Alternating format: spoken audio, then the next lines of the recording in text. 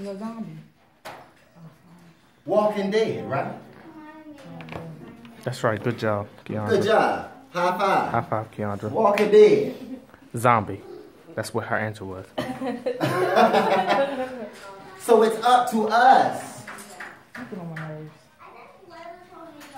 to not adapt the mind of God, but to give up your mind and just gain the mind of Christ. Because he can't put his mind with your mind. Because you don't know nothing. I don't know anything. Adam didn't know anything until God blew it to him. He had to blow into it. The Bible says that he breathed into Adam. And then Adam became a living soul. Before that, Andre Alonzo, it was the intellect of God. It was the thought. Then there was the shell. But neither one would come together until God blew into Adam. What happens when the very breath of God is blown into you? You become a living soul. And now your soul begins to live its original purpose, its destiny. That's why you have to tap into that untapped potential. Because it's in you. Touch your belly, it's in me. It's in me. It's in me. It's in me. And the dilemma now is not that it's in you. The dilemma is now God is requiring it to come out of you. Since the beginning of time, God has put a piece of himself in you. And anytime we put something in a place and one day we require it back, it's called an investment. And God has invested this into you. And now he is requiring it back. Because now he needs this. And I'm going to just give this another word. He needs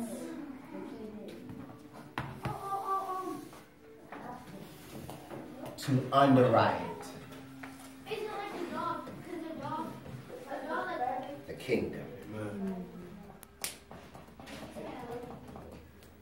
And that's why he placed a piece of the kingdom in you. For such a time as this. Anybody know the story of Esther?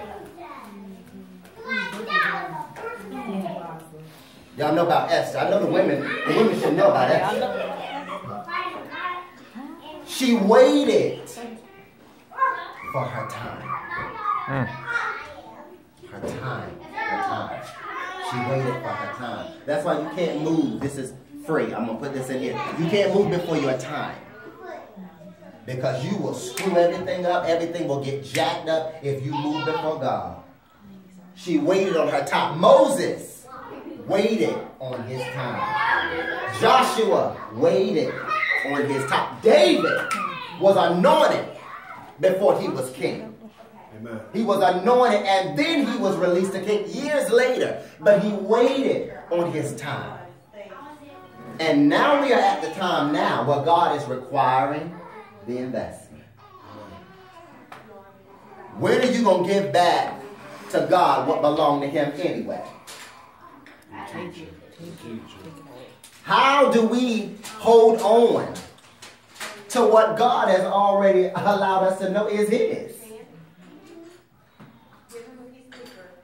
How? Tell you how. God says go left, we go right. He says go right, we go left. He says start the business with no money. We need this, we need that, and we don't do it. He says activate your faith, you activate doubt. He says believe me, you don't believe. He says trust me, you trust everybody but him. My God. He gives you a word out of his own mouth, but I need confirmation from 3 prophets. Send me a dove. Send me a boat. Send me a dog. Send me a cat to confirm what you already said. And he's just saying, move the way I told you to move. Do what I tell you to do. Everybody wants to, I hear God, I hear God. You act like you don't. Sound like I'm preaching, don't it? I'm sweating and everything. I'm working hard tonight. God wants his investment. He wants it back. And you can give it up voluntarily, or you can give it up involuntarily. But I heard somebody say, they were saying it at Evangelist Joy Mifflin's homeborn celebration. They say it's good to die empty. That's what they say. That may be true in most cases. But I'm reminded of Elijah. The Bible says that when Elijah went up. How you say it? Elijah. And Elisha. Is that how you do it? Okay. Elijah was going up.